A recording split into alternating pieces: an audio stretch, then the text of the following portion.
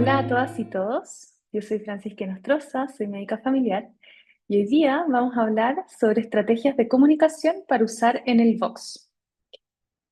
Los objetivos de esta sesión es que al finalizar habremos comprendido la importancia de la comunicación efectiva en el encuentro médico-paciente, habremos conocido el Calgary Cambridge como una guía para la comunicación efectiva en las consultas médicas y habremos revisado algunas estrategias para mejorar la comunicación en la práctica habitual. Para eso vamos a partir hablando de la importancia y definiendo un poco qué es la comunicación efectiva. Vamos a hablar de la guía Calgary Cambridge y vamos a hablar de algunas habilidades y estrategias específicas como la empatía, la escucha activa, la comunicación verbal y no verbal, entre otras, para poder comunicarnos mejor con nuestros pacientes y tener mejores resultados. ¿Por qué hablar de comunicación? Los médicos, cuando estimamos que trabajamos, por ejemplo, en promedio 30 años, 22 horas a la semana y atendiendo entre 3 a 4 pacientes por hora, que a veces puede ser más y a veces puede ser un poco menos, ¿cierto? Vemos entre 86.000 y 120.000 pacientes y hacemos esa cantidad de entrevistas durante nuestra carrera profesional, ¿ya? Lo que es mucho, son muchos encuentros con pacientes. Pero a pesar de esto, existen distintas em, fallas en los procesos de comunicación que llevan a que estas entrevistas no sean lo más efectivas posible. Algunas de esas que se han descrito es que, por ejemplo, los médicos somos súper buenos para hablar durante la consulta y ocupamos generalmente más de un minuto en entregar información a los pacientes, pero a pesar de eso, los pacientes sienten que no obtienen la suficiente información básica sobre sus condiciones o que la falta de información la describen como una de las causas más habituales de insatisfacción con su estado de salud o con su atención de salud. Nosotros como profesionales de salud solemos sobreestimar la cantidad y la calidad de información que entregamos porque pensamos que lo estamos haciendo súper bien, pero los pacientes, por el otro lado, no nos evalúan tan bien. La mayoría de los pacientes en esa misma línea desean más información de la que reciben y además, a veces damos tanta información y de una manera que no es tan comprensible que los pacientes muchas veces se quedan solo con el 30%, o sea, perdón, 30% no recuerda información básica de la consulta, por lo tanto es una cifra importante. Y además es importante hablar de comunicación porque además de encontrar todas estas cosas, ¿cierto?, que habitualmente refieren los pacientes y que tal vez podemos mejorar, es la comunicación una habilidad que se puede aprender, se puede entrenar y podemos ir mejorando de manera de tener mejores resultados, como decíamos antes. Son varios los autores que han planteado que el éxito de cualquier consulta depende de qué también se comunican médico y paciente. Y es algo que suena súper obvio, ¿cierto? Que tenemos que entender a la persona que tenemos al frente para saber qué hacer con esa persona, pero muchas veces esa comprensión no es tan completa para ambos lados, ¿cierto? Tanto nosotros a los pacientes como los pacientes a nosotros. Y poder optimizar eso probablemente nos va a llevar a tener mejores resultados. ¿Qué puede pasar si tenemos una comunicación efectiva? La evidencia ha demostrado que los outcomes de una buena comunicación son que, bueno, hay una mejor comprensión de los problemas por parte de los profesionales, ¿cierto? De los problemas que le pasan a nuestros pacientes, una menor cantidad de demandas y reclamos de parte de nuestros pacientes. Las demandas todavía no son un tema tan habitual de ver en nuestro país como en otros, ¿cierto? Pero sí muchas veces reclamos, insatisfacción o problemas con los pacientes en la consulta. Hay una mayor satisfacción de médicos y pacientes y en esa misma línea se ha visto que los equipos de salud reducen el burnout cuando tienen comunicaciones efectivas con sus pacientes. Hay mejores resultados fisiológicos, les voy a mostrar algunos estudios al respecto. Hay algunos, por ejemplo, con diabetes y control de hemoglobina glicosilada, que simplemente el cambiar ciertas estrategias de comunicación de los profesionales hacia sus pacientes ha hecho que mejore el control de la enfermedad. Hay mejor adherencia a tratamiento también. Hay entrevistas que son más eficientes. Lamentablemente, a veces los problemas de comunicación pueden llevarnos a entrevistas que son ineficientes en el sentido de que no la estructuramos tan bien y terminamos con un paciente típico que está saliendo de la consulta y cuando está agarrando el mango de la puerta, ¿cierto?, para irse, se acuerda de otro problema y de repente era un problema importante que tenemos que ver y que no lo podemos dejar para una próxima atención. Por lo tanto, el poder estructurar mejor nuestras entrevistas también hace que podamos aprovechar mejor el tiempo.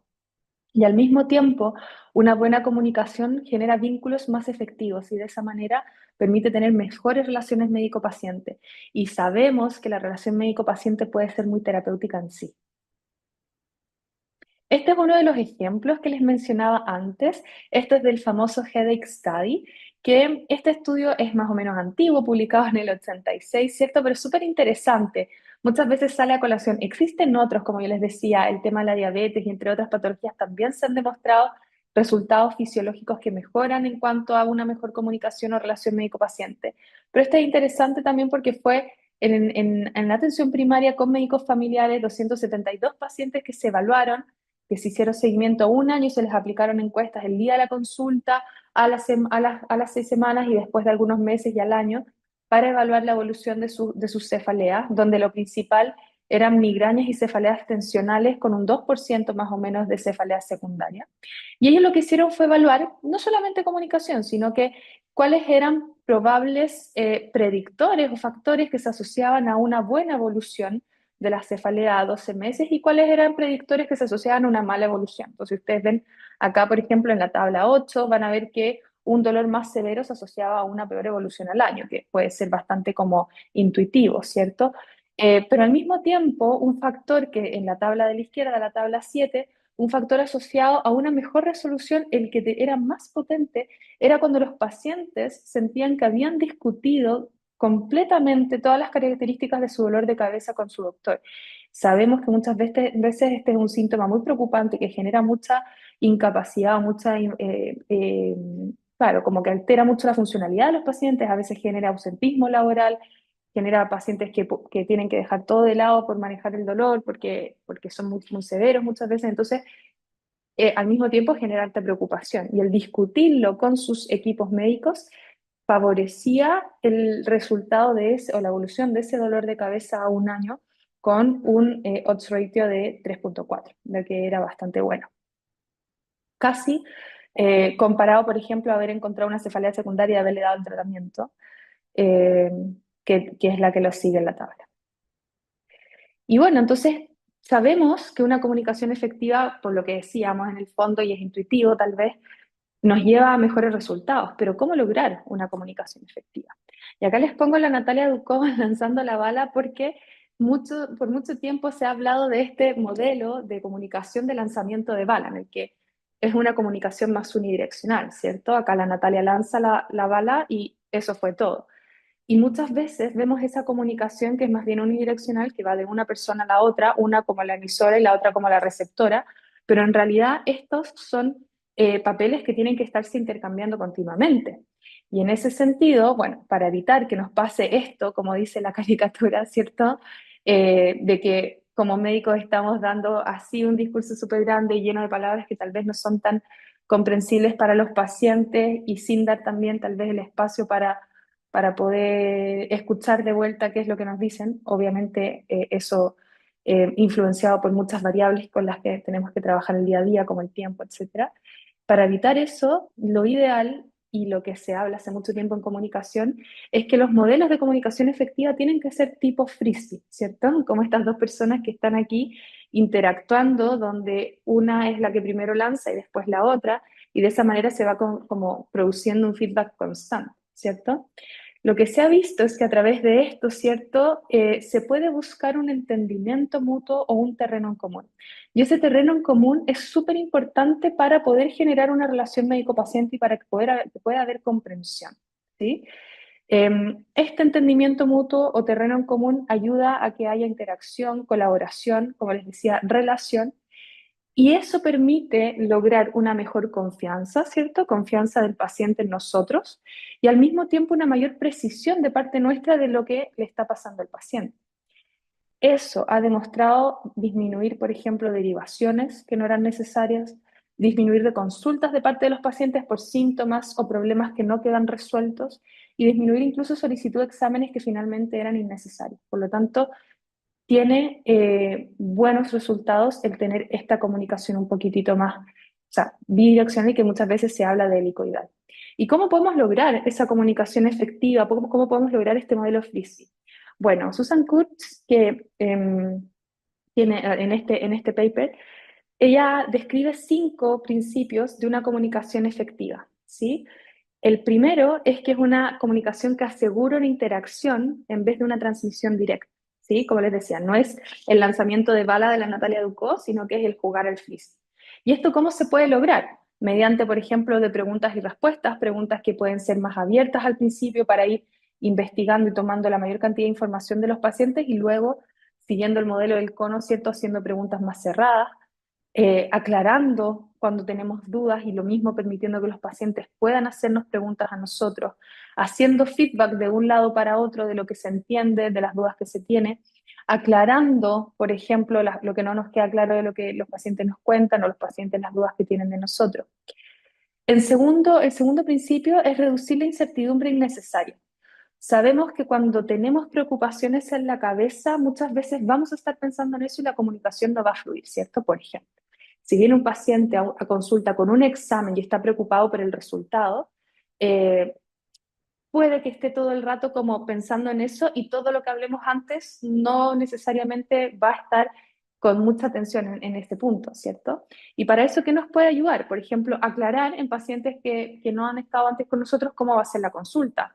Además de presentarnos, yo soy la doctora tanto, lo voy a atender, vamos a ver por qué viene hoy día, entonces, mire, vamos a hacer esto, tal vez primero vamos a partir conversando, después lo voy a examinar, después vamos a realizar este examen que trae, y ahí tal vez como que baja un poquitito la ansiedad, ¿cierto? ¿Qué expectativas hay? También aclararlas. Muchas veces las personas vienen con ciertas creencias, ciertas preocupaciones, muchas veces las traen de sus historias personales, de sus familias, de cómo funcionan en el ámbito familiar. Y esas expectativas no es que nosotros tengamos que comprometernos a cumplirlas, pero si las entendemos, podemos responder mucho mejor a eso, ¿cierto? Eh, Aclarar, por ejemplo, cómo trabaja el equipo.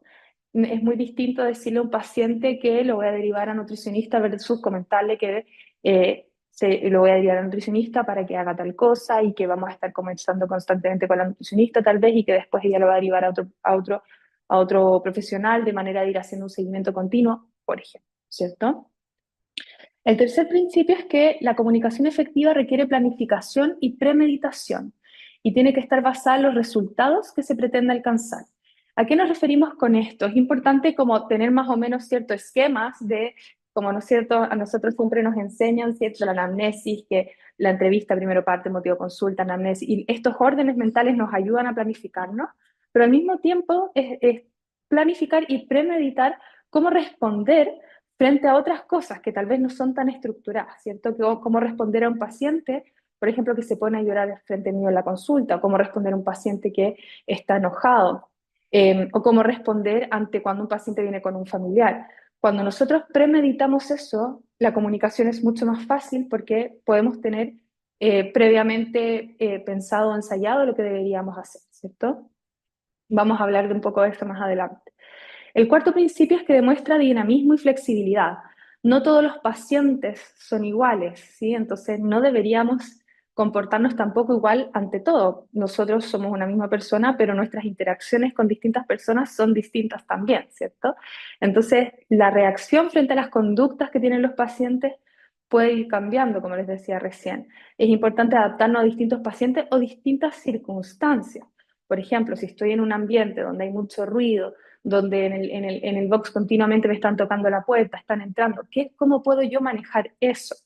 Y adaptarme a esa situación y evitar que empeore la comunicación, por poner un ejemplo. Y como quinto principio es que esta comunicación sigue un modelo más helicoidal que lineal, ¿cierto? Que tiene que ver con este tema del frisbee, con hacer repetición de las cosas que sean necesarias, la información que sea necesaria repetir, hacer feedback, por ejemplo, cuando estamos conversando ya más la parte de planes o indicaciones, hacer estas herramientas, por ejemplo, de teach back, de pedirle al paciente que repita lo que entendió, de manera de ir chequeando comprensión mutuamente. Y lo mismo nosotros, cuando estamos recabando información de ellos, preguntarles, reflejar, resumir, de manera de poder asegurarnos de que estamos entendiéndonos bien.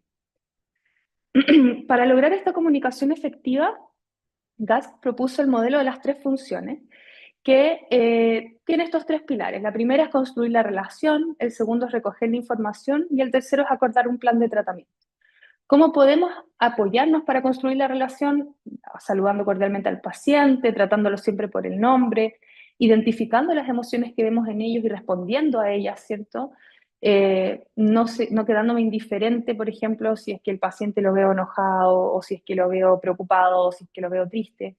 Y practicando escucha activa, que vamos a ver qué herramientas tenemos para eso. Para recoger la información es importante no interrumpir. ¿Cierto? Muchas veces los pacientes vienen, nos dicen su motivo de consulta y la mayoría de los médicos en menos de 10 segundos ya los interrumpimos y le empezamos a hacer preguntas como para tratar de, por ejemplo, acabar el síntoma, como decimos muchas veces, ¿cierto? Pero en verdad si los pacientes los dejamos hablar, la mayoría de los pacientes no van a hablar más de un minuto. Si es que ya se empiezan a pasar más de eso, podemos tener algunas técnicas también para dirigirlos, ¿cierto? Pero ideal tratar de no interrumpir. Averiguar las creencias y preocupaciones que traen, como les decía antes, desarrollar este terreno en común, un entendimiento mutuo, y considerar otros factores que de repente pueden estar afectando en la comunicación y en la información que nos trae el paciente. Y por tercer pilar, entonces, acordar un plan de tratamiento en el que parte es entregar información, pero entregar información según lo que el paciente necesita de información. A veces damos la misma información todo el tiempo, muchas veces los pacientes hay información que ya conocen, ¿cierto? Y podríamos partir antes de entregar esa información preguntándole qué información necesita. ¿Sí? Establecer conexiones, no solamente vínculos con otros profesionales y con los pacientes, sino que también esto se refiere a conexiones, por ejemplo, con ciertos síntomas que traen los pacientes. Muchas veces vemos en las consultas de atención primaria que los síntomas más psicológicos se mezclan con los físicos y poder establecer esas conexiones también puede ayudar, por poner un ejemplo. Negociar un plan de cuidados, ¿cierto? Que es algo que está tan de moda con la CICEP, el plan de cuidados consensuado, etcétera. Vamos a hablar un poquitito de la toma de decisiones compartida al final, que es parte importante también de las consultas. Motivar al cambio conductual y ofrecer apoyo. Este modelo se ejemplifica mucho mejor y de forma mucho más estructurada en esta guía Calgary-Cambridge, que es una guía de Silverman, propuesto también donde aparece también Susan Coates, que ha sido una forma tanto de enseñar a médicos o a residentes de distintas especialidades de medicina, como también una forma para aprender nosotros cómo comunicarnos mejor basado en algunas habilidades que han demostrado evidencia de tener mejores resultados en salud a través de una buena comunicación, ¿sí? Estos autores lo que hicieron fue estructurar las entrevistas clínicas en 6 pasos. Algunos de ellos se dan de forma lineal y otros van ocurriendo a lo largo de toda la consulta. Por ejemplo, el proporcionar una estructura a la consulta va ocurriendo a lo largo de toda la entrevista, lo mismo que construir la relación. Pero hay otros pasos que van ocurriendo a lo largo de la consulta que tienen que ver con la comunicación, que es iniciar la sesión, después viene una fase de recopilar la información, el examen físico no es algo de comunicación, pero viene, ¿cierto?, dentro de nuestra entrevista o nuestra atención, la explicación y planificación y por último el cierre. Y existen distintas habilidades, ellos reúnen alrededor de 70 habilidades basadas en la evidencia, como les decía, que nos ayudan a ir siguiendo un poquitito o dándole esta estructura a la consulta de manera a tener mejores comunicaciones. ¿Significa que tenemos que estar siempre aprendiendo o implementando estas 70 habilidades con cada paciente? No, sino que son herramientas que nos van a ayudar para enfrentarnos a los distintos pacientes. Yo les dejo acá la bibliografía, que para los pacientes, para las personas, perdón, que les interese más el tema, lo pueden revisar. Es un libro, la verdad es que no es tan extenso, es una guía que perfectamente se puede leer en un tiempo relativamente acotado, o con tiempo en el fondo para ir profundizando. Y yo les voy a traer, para no, ¿cierto? Podríamos estar en una clase eterna sobre esto, pero en el fondo para destacar ciertas cosas más importantes, les traje aquí este resumen que aparece en un paper de la doctora Moore, médica familiar, que hablaba un poquitito de las habilidades efectivas de comunicación médico-paciente. Y si tuviéramos que resumir cuáles son tal vez las más importantes o las que más nos van a servir a nosotros en la práctica clínica, cuando hablamos de proporcionar estructura, por ejemplo, una habilidad es avanzar de una sección a otra utilizando enunciados que señalicen cambios o transiciones. Es decir, ok, yo le voy a hacer primero algunas preguntas, después vamos a pasar al examen físico e ir como marcando esos cambios en la consulta. Nos puede ayudar a tener una mejor comunicación. Estar atento a los tiempos y mantener el foco de la entrevista, súper importante, ¿cierto? Durante el examen físico, explicar el procedimiento, pedir permiso, estructurar la entrevista siguiendo una secuencia lógica. Sabemos que muchas veces tenemos que adaptarnos también, decíamos, a la persona que tenemos al frente y quizás van saliendo temas y no vamos a hacer nuestra entrevista paso por paso de forma perfecta, pero sí tratar de seguir una secuencia lógica que sea más comprensible también para el paciente de manera de disminuir esta incertidumbre. Y al mismo tiempo, lo otro que se va dando a lo largo de toda la entrevista es construir la relación, ¿cierto? Demostrar un comportamiento no verbal apropiado, por ejemplo, con contacto visual con la postura, vamos a hablar de eso. Si leer o tomar notas, hacerlo de manera que no interfiera con el diálogo o la relación, y esto es súper importante, ¿cierto? Todos tenemos que hacer un montón de papeleo, registrar en la ficha, anotar cosas, y si estamos todo el rato aquí como pendiente de mi computador y anotando, interfiere el contacto visual, entonces preocuparnos de cómo distribuir nuestros box de atención de manera de favorecer el contacto visual, favorecer la comunicación no verbal, poder escribir al mismo tiempo que vamos conversando con nuestros pacientes, pero tratando de que el foco esté al frente, a la persona que tenemos al frente y no al computador que tenemos al frente, ¿sí? Aceptar la legitimidad del punto de vista y los sentimientos de los pacientes, no juzgar, súper importante también. Reconocer y verbalizar las emociones evidentes en la persona que tenemos al frente. Vamos a hablar un poco de eso también más adelante. Brindar apoyo, expresar interés, comprensión, predisposición para ayudar y hacer participar al paciente. Súper importante. Por eso la toma de decisiones compartidas y que el paciente pueda compartir su pensamiento. En las fases de la entrevista, de iniciar la sesión, habilidades que nos pueden ayudar son establecer el contacto inicial, saludar, obtener el nombre, tratar a la persona por el nombre, presentarnos, aclarar quiénes somos, qué es lo que vamos a hacer, si es necesario obtener un consentimiento, identificar los motivos de consulta. Muchas veces eso pasa desapercibido y algo que nos puede ayudar es al principio identificar todos los motivos de consulta de manera a hacer como una especie de rayado de cancha.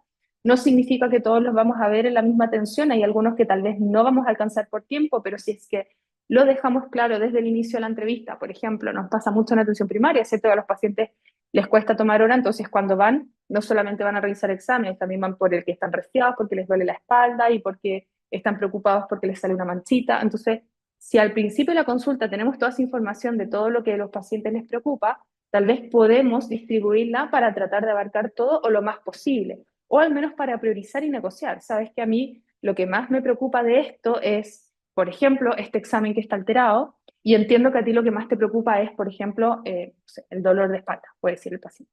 ¿Qué tal si nos centramos en esas dos cosas? Si nos alcanza el tiempo, vemos lo otro, y si no, podemos dejarlo para un próximo control. Y hacer ese rayado cancha nos puede ayudar también a organizarnos mejor. Identificar los problemas de los pacientes con preguntas abiertas, ¿cierto? Tratar de usar este modelo del cono que les decía antes, de manera de poder recabar información necesaria y no ir guiando tanto al principio de la entrevista con preguntas solamente cerradas. Escuchar atentamente el planteamiento inicial del paciente sin interrumpir ni guiar su respuesta. Muchas veces somos súper buenos para hacer preguntas en negativo también. ¿No le ha pasado esto o no le ha pasado? Y eso también va orientando un poquitito o va como que a la persona si le preguntan no le duele, pucha, no me están dando tantas opciones. Lo más probable es que diga que no.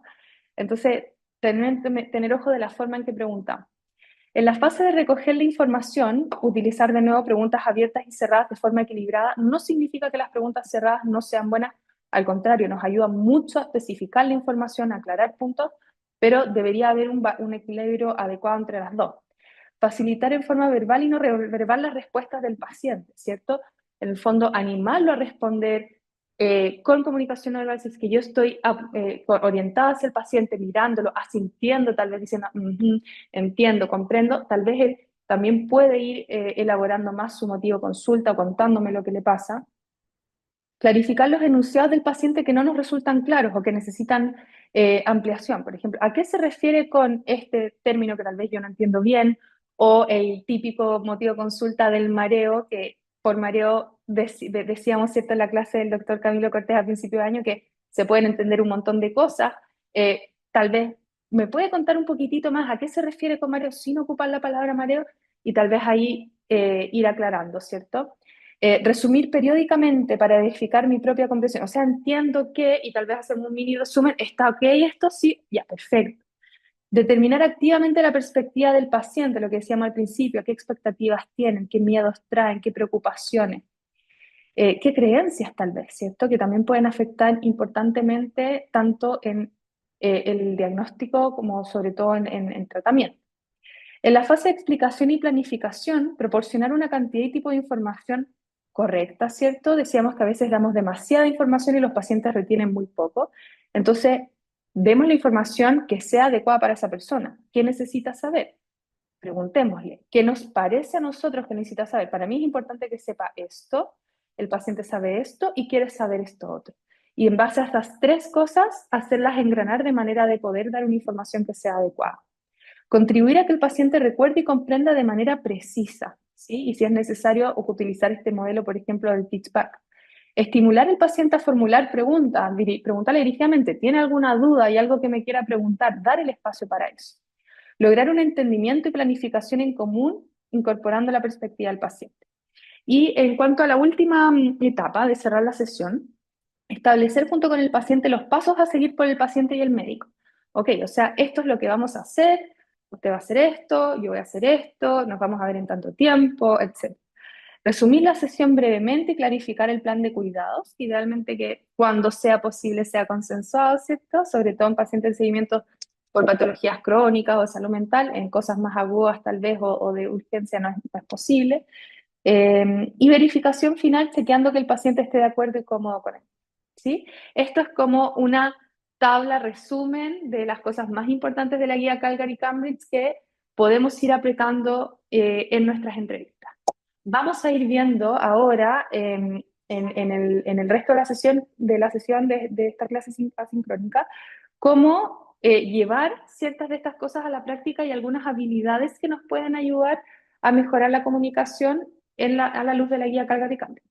Pero ustedes ven esta guía, ¿cierto? Esta tabla o esta estructura y pueden decir, chuta, ya, suena súper bien, pero hay un montón de cosas. Y si yo me pongo a hacer todo esto, me voy a demorar un montón. O sea, no es posible con mi realidad de atención primaria o con mi realidad de que tengo tanto tiempo, o con mi realidad de tantos pacientes. Y es entendible la preocupación. Ahora, ¿qué ha mostrado la evidencia? Los estudios al respecto han mostrado que las habilidades comunicacionales no toman mucho más tiempo. Sí, cuando las estás practicando puedes demorarte un poco más, pero cuando ya las dominas, no te toma mucho más tiempo.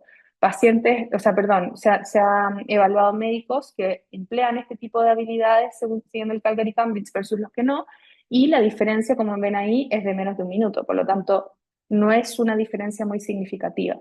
Además, hay que recordar que la eficiencia de nuestras consultas no solamente puede ser medida en el tiempo que nos demoramos, también tiene que medirse en cuanto a la precisión que logramos, a la calidad de la consulta y a los resultados que logramos. Es decir, si hacemos una entrevista corta, pero no logramos una precisión diagnóstica tan adecuada, o la entrevista no es de buena calidad, o los resultados a posteriori no son tan buenos que el paciente tiene que volver muchas veces, al final no vale mucho la pena haberse ahorrado ese tiempo porque va a ser una entrevista que, entre comillas, fue ineficiente igual, ¿cierto? Que no pudo resolver lo que tenía que resolver.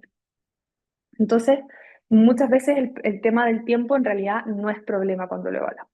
Ahora, como les decía, revisemos algunas habilidades y situaciones específicas, ¿ya? Una de las primeras cosas que todos se nos viene a la cabeza cuando hablamos de comunicación es también la empatía, porque es muy difícil dejarla de lado, ¿cierto?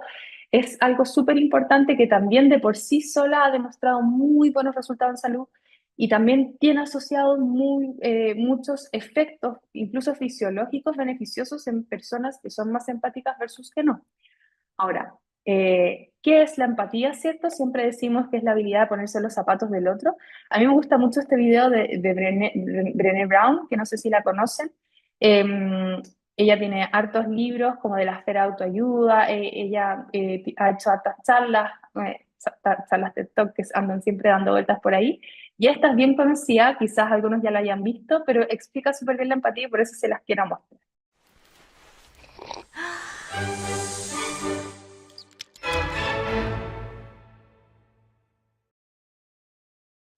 Bueno, pues, ¿qué es la empatía y por qué es tan diferente a la simpatía? La empatía te lleva a la conexión. La simpatía te empuja a la desconexión. Sobre la empatía nos habla Teresa Weissman, enfermera escolar que estudió profesiones muy diferentes entre sí, donde la empatía era relevante, y propuso 4 atributos a la misma. Tener perspectiva, la habilidad de tomar la perspectiva de otra persona o reconocerla como la verdad de esa persona. No emitir un juicio de valor, no es fácil con lo que disfrutamos haciéndolo. reconocer las emociones en otras personas y luego comunicárselo. Empatía es ser sensible a otras personas. Siempre pienso en la empatía como una especie de lugar sagrado donde hay alguien en un agujero profundo y grita desde el fondo diciendo: «Estoy atrapada, está oscuro, estoy abrumada». Y de repente miramos hacia abajo y decimos: «¡Hey!» y descendemos. Sé lo que es estar aquí abajo y no estás sola. La simpatía es... ¡Qué mal!, ¿no? No. ¿Quieres un sándwich? La empatía es una elección, y es una elección que te hace vulnerable, porque para conectar contigo, tengo que conectar con algo en mí mismo que reconoce ese sentimiento. Rara vez se ocurre, una respuesta empática empieza con un «¿al menos?» Sí, y lo hacemos todo el tiempo porque, ¿sabéis qué? Alguien compartió algo con nosotros que es increíblemente doloroso e intentamos rodearlo con plata. No creo que exista esa expresión, pero yo la uso igualmente. Así que trazamos esa línea de plata alrededor y... Tuve un aborto espontáneo. Oh, al menos te puedes quedar preñada. Creo que mi matrimonio se está derrumbando. Al menos estás casada.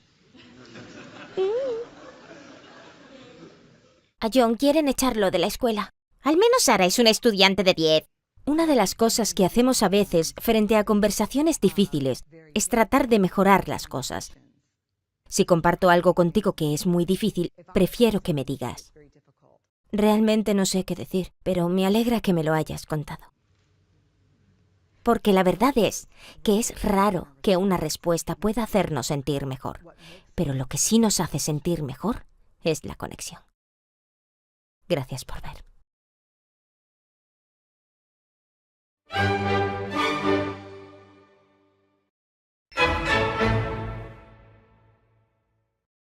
Bien, entonces ahí en el video se definía un poquitito la empatía y termina concluyendo la autora de que la empatía tiene mucho que ver con la conexión, ¿cierto? Es diferente a la simpatía, que muchas veces es lo que nosotros terminamos cayendo por temas muy culturales, todo esto que decía de pucha, al menos no, lo siento tan mal, bueno, no, todo va a salir bien, o al menos no te ha pasado esto, que de repente lamentablemente no soluciona mucho los problemas de los pacientes, ¿cierto?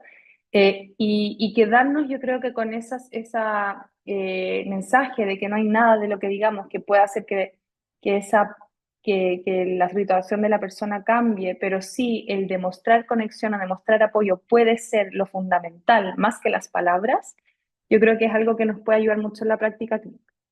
Existen distintos tipos de empatía, ¿sí? Descritos por Daniel Goleman, ¿cierto?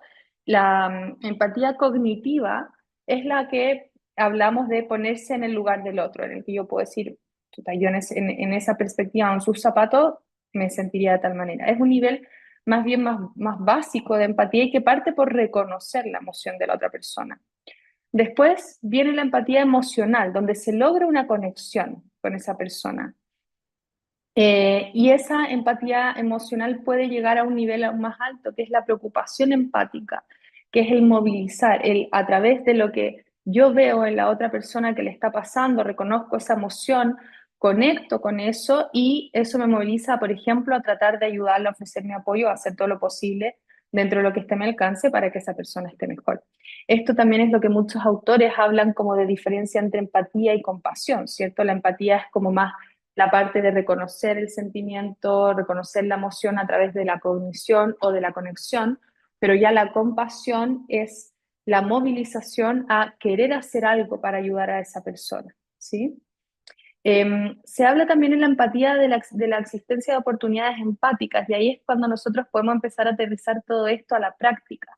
Muchas veces nuestros pacientes nos dan oportunidades empáticas cuando dan un comentario de que algún familiar falleció o que están preocupados por algo o que hay algo que les duele. Nosotros en esos momentos podemos dar una respuesta empática. Y esa respuesta empática puede tener distintos niveles. Hay algunos autores que las categorizan en niveles del 1 al 6 según qué tan, entre comillas, empáticas son. Pero más que categorizarlas en niveles y decir que esta es una mejor respuesta que otra, tenemos que saber también que hay respuestas que pueden ser más adecuadas en ciertos momentos que otros, ¿cierto? Antes decíamos, yo recién misma les daba el ejemplo de que cuando le decimos a una persona todo va a estar bien, puede caer más en la simpatía, tal vez no es tan empático. Pero cuando una persona, por ejemplo, está en el servicio de urgencia, muy asustada después de un accidente, y una enfermera o un médico lo recibe y esa persona le toma la mano y dice todo va a estar bien, quizás eso es lo que necesita en ese momento, ¿cierto?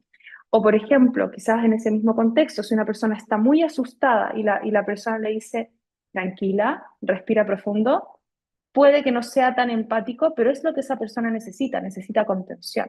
En cambio, si estamos en otros contextos, ¿cierto? Si estoy en el contexto de una consulta de salud mental y pasa algo parecido, una persona asustada, llorando, preocupada al frente, y le digo, tranquila, todo va a estar bien, tal vez esa respuesta empática no es la más adecuada y quizás podría decirle, comprendo tu preocupación, vamos a tratar de hacer todo lo posible, ¿sí? Para ayudarte, etcétera. Evitando caer en lo que muchas veces caemos, que a mí también me pasó y entiendo, tal vez tratando de sacarnos a nosotros del medio, pero sí expresando la preocupación que sentimos por la persona. Y para trabajar la empatía, se propone como habilidades comunicacionales dos procesos. Uno, de comprender los sentimientos o la posición del paciente. Para eso se puede crear un ambiente facilitador, dar una bienvenida cálida, clarificar la agenda y las expectativas, como decíamos antes, facilitar la expresión de emociones y sentimientos, atender a las claves no verbales, no juzgar, escuchar activamente y aceptar lo que las personas nos dicen. Muy parecido a lo que veíamos en la guía Calgary-Cambridge, ¿cierto? De construir la relación, ¿sí? Y con esa comprensión o sentimiento del paciente que tenemos al frente, comunicar esa comprensión. No solamente yo hacerlo cognitivamente, sino que comunicar, hacer notar a la persona que yo comprendo sus emociones o sus pensamientos o sus preocupaciones a través tanto de la comunicación verbal y no verbal. ¿Sí? La comunicación no verbal muchas veces nos ayuda mucho. Por ejemplo, si estamos hablando algo de que entristece a la persona, podemos bajar el tono, podemos acercarnos ligeramente, por ejemplo, a la mesa, apuntar hacia la persona y todas esas cosas pueden ayudar a demostrar comprensión. Y también ocupar algunas palabras claves como de complemento, de que nos preocupa, de que comprendemos, de que estamos dispuestos a ayudar. Y algunos ejemplos son eso, por ejemplo, demostrar preocupación. Le puedo decir a la persona, me preocupa que se vaya a casa sola esta noche y no sea capaz de manejarse con un brazo enyesado. O de disposición a ayudar. Si hay alguna cosa que yo pueda hacer por su hijo, no duden en decírmelo. De esa manera, aquí hay distintos ejemplos que pueden leer, ¿cierto? Podemos demostrar que comprendemos la emoción que hay detrás del paciente y eso es un acto de empatía.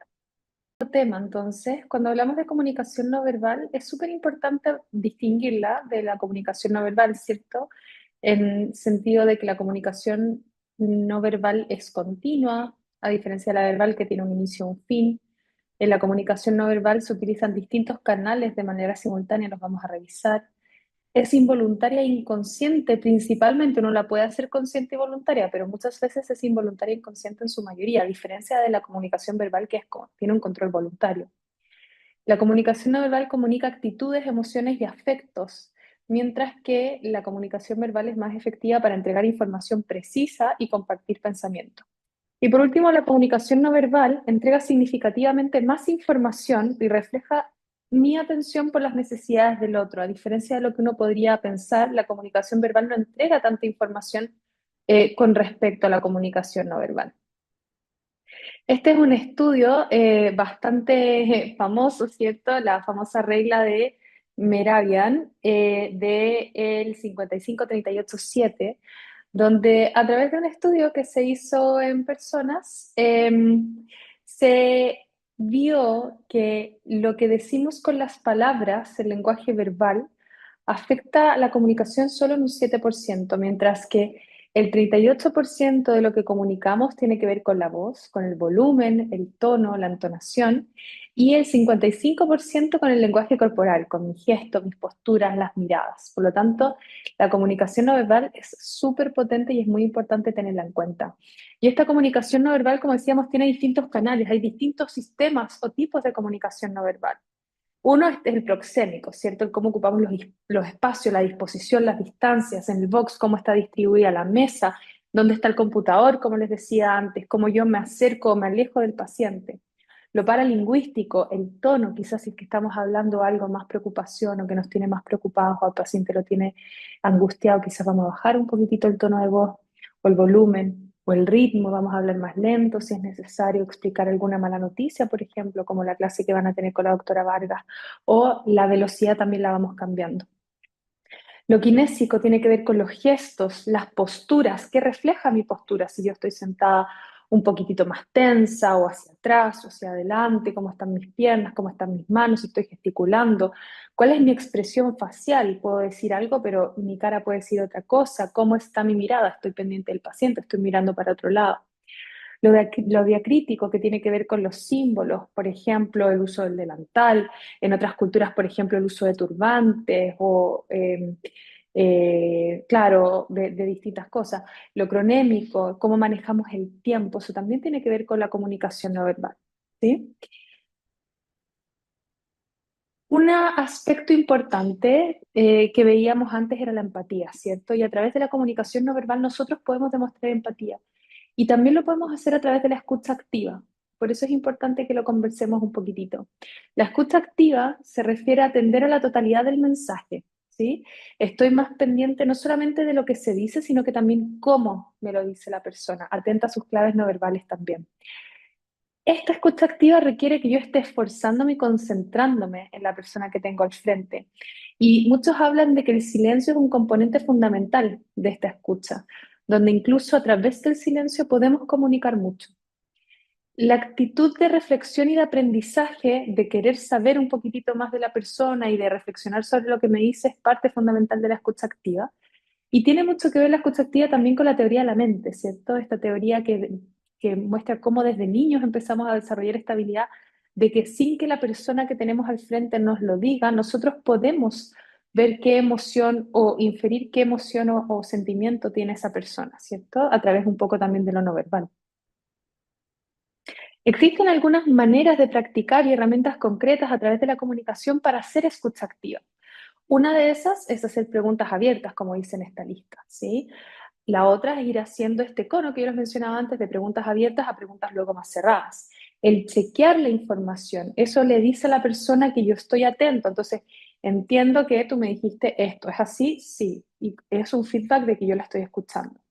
La facilitación, es decir, si es que la persona está hablando, como yo les decía antes, decir, ajá, ok, cuéntame, dale, como decimos acá, ¿cierto? O el asentir, el legitimar los pensamientos y sentimientos de los pacientes y muchas veces reflejarlos también, ¿cierto? Los pacientes a veces no los mencionan, pero uno puede decir a través, ¿cierto?, de esta teoría de la mente, decir, te veo preocupado, te veo ansioso por esta situación. Eh, Algunos comentarios empáticos, como mencionábamos antes, respuestas empáticas, las oportunidades empáticas que nos dan los pacientes. El negociar prioridades también tiene que ver con, algo, con la escucha activa. Y el hacer resúmenes, ¿sí? Que le demuestran a la persona que tengo al frente que la estoy escuchando. Y también al mismo tiempo aprovecho de chequear que entendí lo que me quiere decir. Pasando a otra habilidad o situación que nos puede tocar en realidad es el cómo manejarnos con terceros, ¿cierto? Muchas veces nos pasa en la consulta que los pacientes no vienen solos, sino que vienen acompañados, a veces vienen con la mamá, con la señora, con el amigo, con la vecina, con el cuidador, etcétera. Y ese tercero es súper importante. Hay veces que ese tercero no es tomado en cuenta, lamentablemente, hay veces que se sentó esa persona y nadie le preguntó el nombre o qué parentesco tiene. Y muchas veces puede ser una gran fuente de información. Y muchas veces si están ahí, tiene un motivo muy importante. Hay veces que va a ser más evidente si tenemos, por ejemplo, una persona en situación de discapacidad cognitiva o un paciente con algún tipo de secuela, por ejemplo, de algún evento cerebrovascular, que no se puede comunicar bien, que tiene disartrias, por ejemplo, o un niño, ¿cierto? Hay veces que va a ser más evidente, pero otras veces pasa que viene el marido con la señora y muchas veces entre los dos pueden ser súper buenas fuentes de información. Entonces es súper importante involucrarlo y cómo involucrarlo. Y también existen algunas habilidades comunicacionales que podemos ocupar para poder involucrar satisfactoriamente a un tercero, ya sea un familiar o no.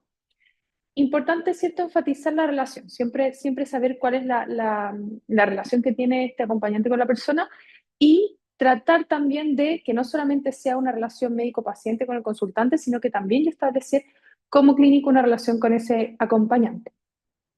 Clarificar cuál es el motivo que la persona esté acompañando al paciente. ¿Estará preocupada? ¿Necesitaba ayuda porque tiene alguna limitación de movilidad? ¿Será su cuidador?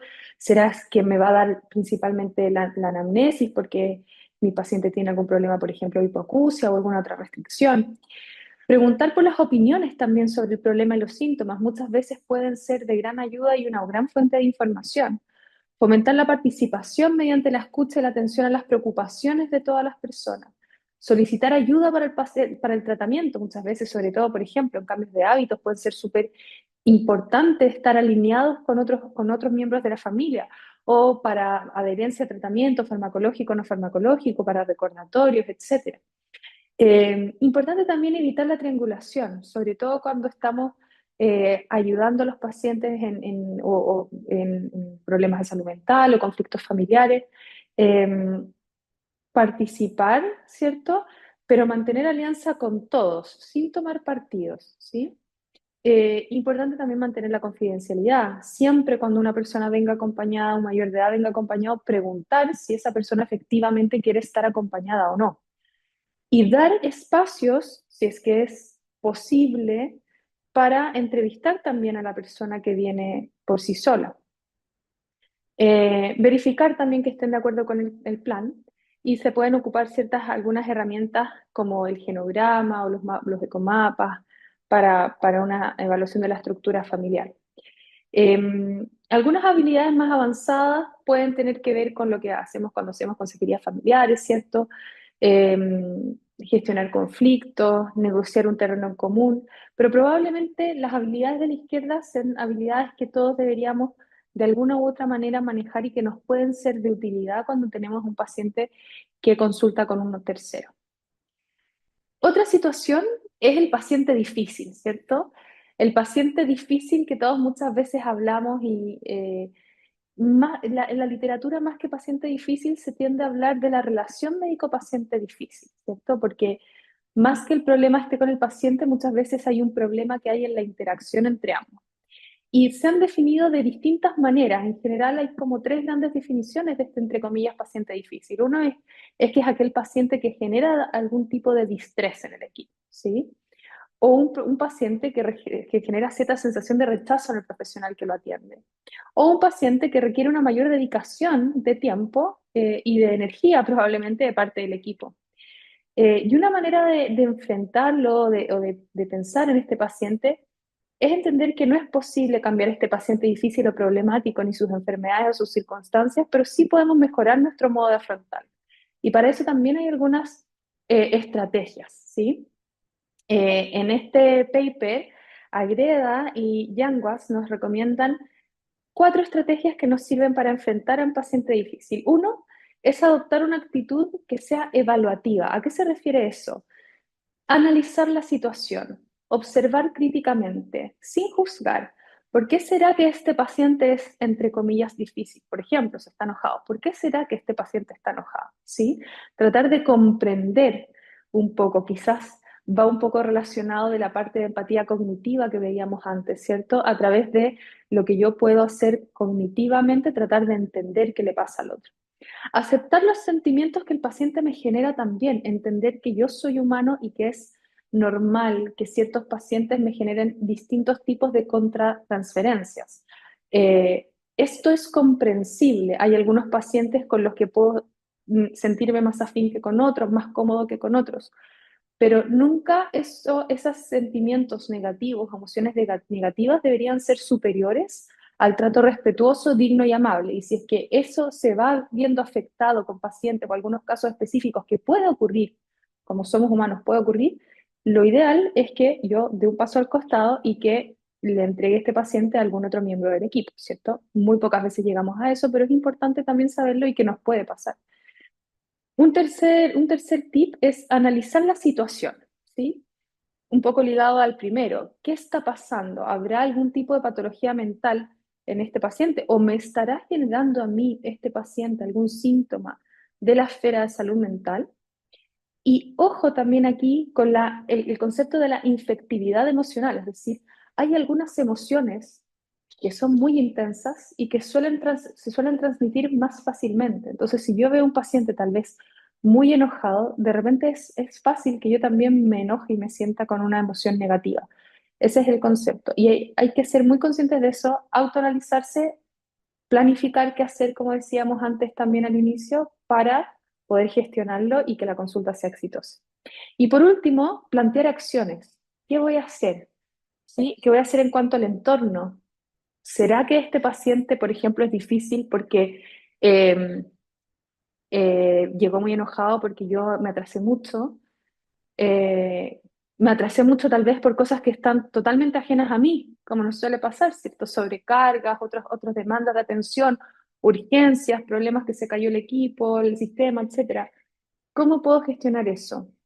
¿Cómo podemos gestionar los recursos profesionales? Tal vez necesito activar otras redes. ¿Cómo puedo manejar estos casos, tal vez más difíciles, quizás con el equipo, quizás con algún profesional en particular? Y hay formas también de enfrentar las emociones difíciles, ¿cierto? Una emoción difícil puede ser, por ejemplo, la negación. Quizás en un paciente que hacemos un diagnóstico determinado o un paciente que está enfrentando una etapa de duelo, por ejemplo. Y ahí una recomendación es no forzar al paciente a enfrentar la situación más allá de lo que vemos que esté preparado para enfrentarla, ¿sí? Considerar que puede necesitar un tiempo de adaptación, ofrecer apoyo y ver qué nivel de preparación tiene, como les decía recién. En pacientes que tienen rabia, en pacientes que tienen furia, ¿sí? Evitar siempre ponerse a la defensiva, respirar profundo tal vez, pensar, ocupar estas tres herramientas que veríamos de recién, reconocer las expresiones, las emociones que expresa nuestro paciente y preguntar las razones tal vez. Quizás lo vemos enojado y nunca lo verbalizamos y sufrimos esta infectividad emocional y la consulta fue más difícil de llevar, pero eso quizás podemos manejarlo a través de, ok, reflejar, lo veo enojado, lo veo con rabia, ¿qué es lo que está pasando? ¿Cómo lo puedo ayudar? Y eso muchas veces, uff, calma. Tomar las precauciones, tomarse las preocupaciones también de los pacientes en serio, ¿sí? Hay veces que están enojados porque hay algo que les preocupa y no han sido tomados en serio previamente y puede ser un buen momento para que nosotros también lo hagamos. Muchas veces a mí me pasa en el CESFAM que me llegan pacientes diciendo que están enojados porque nunca lloran o porque les cuesta mucho tomar los medicamentos o venir a buscar los medicamentos o los exámenes, etcétera. Y cuando se dan cuenta que uno, o uno lo explicita, que dentro de lo posible va a tratar de ayudarlo de todas las maneras que uno tenga a mano, como que baja un poquitito la ansiedad o baja un poquitito ese sentimiento de paz. Y por último, en pacientes que tienen miedo, buscar dirigidamente qué es lo que les preocupa, qué es lo que les causa miedo. Y demostrar disposición, perdón, para ayudar puede ser también una buena herramienta. Por último, sí, fuimos evaluando algunas habilidades como la empatía, ¿cierto? Evaluamos la comunicación no verbal, evaluamos la escucha activa, que es una forma de demostrar empatía, ¿cierto? Y es una forma que nos puede ayudar a tener una buena comunicación. Evaluamos algunas situaciones en particular, como la consulta con el tercero y el paciente difícil. Y por último, pensando en este modelo de Calgary-Cambridge, ¿cierto? Cuando ya uno está entregando la información y cerrando la sesión, importante hablar dos palabritas de toma de decisiones compartidas, ¿cierto? Que es algo súper importante en la comunicación y en el tratamiento de nuestros pacientes. ¿A qué nos referimos con toma de decisiones compartidas? Estas son aquellas decisiones que se adoptan de manera conjunta entre el profesional de salud y el usuario a través de un proceso participativo donde el profesional de salud expone sus conocimientos, incluyendo los riesgos y beneficios de la intervención sugerida, mientras que el usuario expone sus valores, preferencias, preocupaciones y su experiencia con el problema de salud. ¿Sí? Esta toma de decisiones compartida tiene un proceso donde como clínico compartimos las propias ideas, nuestros pensamientos, los dilemas y los pacientes también. ¿Qué es lo que creen? ¿Qué es lo que les preocupa? ¿Qué es lo que piensan sobre el problema que identificamos clínicamente, el diagnóstico que hicimos? Es importante involucrar al paciente, ofrecer algunas sugerencias en vez de indicaciones cuando lo permita el contexto clínico, ¿cierto? Como mencionábamos antes, y alentarlo a contribuir, preguntarle, dije ante su opinión. Hay pacientes que van a querer participar más, otros que no tanto, Y eso no lo podemos forzar más allá, pero en aquellos que quieran participar más es súper bueno hacer esto. Explorar algunas opciones de manejo en conjunto. Muchas veces en atención primaria no hay solamente un camino, muchas veces hay varios caminos, sobre todo cuando estamos frente a pacientes con patología de salud mental o condiciones crónicas que requieren un seguimiento prolongado. Muchas veces son varios los caminos posibles y varios los caminos adecuados y los podemos conversar y explorar con los pacientes. Evaluar, como les decía, el nivel de involucramiento que quiere la persona. Hay pacientes que no se quieren involucrar más allá y que están súper cómodos con que nosotros les digamos, entre comillas, todo lo que quieren hacer y que adhieren, pero hay otros que no tanto. Y en esos pacientes es súper enriquecedor para la adherencia al tratamiento y para mejorar satisfacción con la atención de salud y para mejorar también la relación que nosotros nos involucremos. Por eso se puede negociar un plan consensuado, poniendo las preferencias del paciente y del equipo sobre la mesa, las prioridades de cada uno y viendo qué es lo que es ideal hacer, y chequear siempre con el paciente la aceptación, las dudas y las preocupaciones. Ese es como el proceso. Y para esto hay algunas estrategias comunicacionales, ¿sí?, que nos pueden ayudar, como reconocer la complejidad de la condición que puede tener mi paciente, hablar lento y evitar usar tecnicismos. No hemos hablado mucho de ese tema porque me parece que es algo que generalmente se está comentando, pero hacernos conscientes a veces de que el lenguaje que ocupamos tiene que ser adecuado a la persona que tenemos al frente. Utilizar escucha activa, ya hablábamos antes de algunas herramientas para eso. Entregar la información de a poco. Muchas veces nuestros pacientes en atención primaria los vemos varias veces, vamos haciendo seguimiento con distintos miembros del equipo y quizás si entregamos mucha información nos va a pasar esto que los pacientes al final se llevan solamente un poquitito para la casa, no lo van a entender todo, entonces vamos de a poco entregando la información que sea necesaria para ese paciente. Hacer pausas que permitan al paciente hablar. Si yo estoy todo el rato hablando, probablemente en ningún momento va a tener la oportunidad de conversar, pero a través del silencio que yo puedo hacer o hablar de a poquitito, ahí el paciente puede también hacer preguntas o yo también se las puedo preguntar dirigidamente, chequear constantemente que el paciente nos entienda, usar herramientas de ayuda a la toma de decisiones e invitar a la familia a participar, si viene con un tercero o si es que vemos que el caso es complejo, también podemos invitarlo con un familiar a una próxima consulta. Y ahora, con todas estas cosas que hemos conversado, ¿cierto? Que han sido una especie de pincelada en realidad de todo lo que nos puede aportar la comunicación, porque créanme que podríamos estar hablando de este tema mucho más. Eh, Les traigo un video de una atención que no es ni buena ni mala necesariamente, pero probablemente una atención muy habitual de ver en atención primaria. Y la idea es que veamos esta atención con los ojos de todo lo que hemos comentado hasta ahora. Y los voy a invitar a que la vean con tiempo, puede ser ahora, puede ser después, si quieren repasar lo que conversamos, y que la vean pensando un poco en esto que estuvimos hablando y en los conceptos que estuvimos conversando, y que vean cómo la profesional que atiende a este paciente aplica o no aplica algunas de estas cosas y qué cosas le llaman la atención. Yo les voy a mostrar después una lista pequeña de las cosas que yo identifiqué, pero me parece que es un buen ejercicio mirarlo eh, para darse cuenta. Eh, a veces también es un buen ejercicio grabarse uno mismo atendiendo pacientes y después mirar esto a través de las pautas que nos puede también ayudar a ver cosas que nosotros a veces no vemos en nosotros mismos y que nos permiten mejorar la comunicación. Entonces, aquí va. Bueno, que se me han acabado el antihipertensivo y también, doctora, el antidepresivo también. ¿Y qué tal lo de la tensión y el ánimo? ¿Va la cosa mejor? Bueno. ¿También necesitas que le renueve el spray?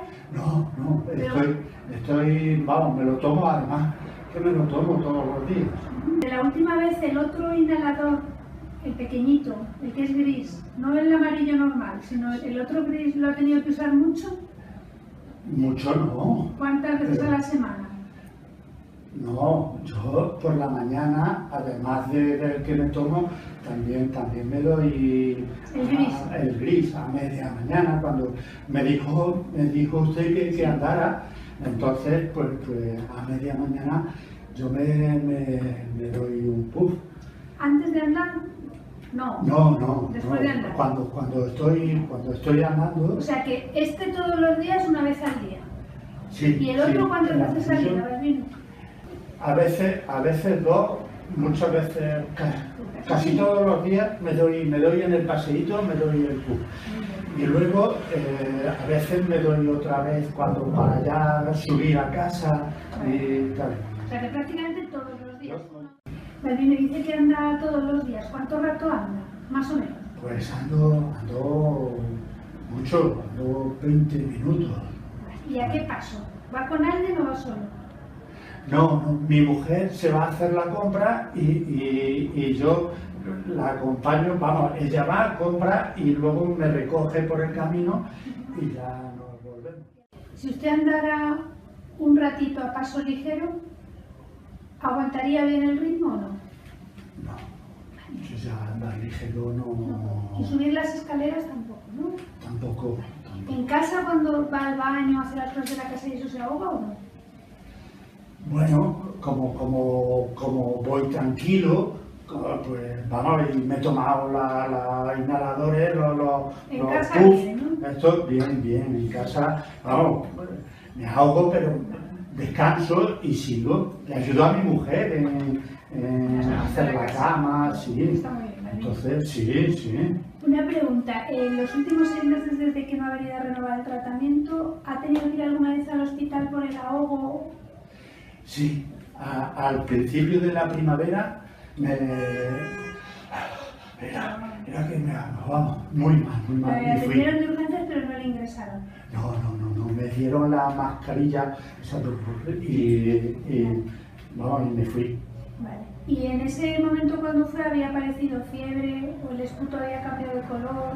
No, No, el esputo siempre es del mismo color. sí, Poquito y esputo. fiebre tampoco.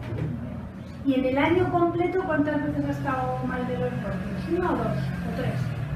Porque preguntan 6 meses, pero en el año completo, una vez, ¿no? Que yo recuerde, sí, está. Vale, Balbino sigue sin fumar, ¿verdad? Bueno, cuando salgo a darme el paseo me fumo el cigarrito para sí. 1 o 2 al día. Uno, dos. Uno o dos. Vale. Sí. Ya sabéis que el tabaco no le viene nada bien.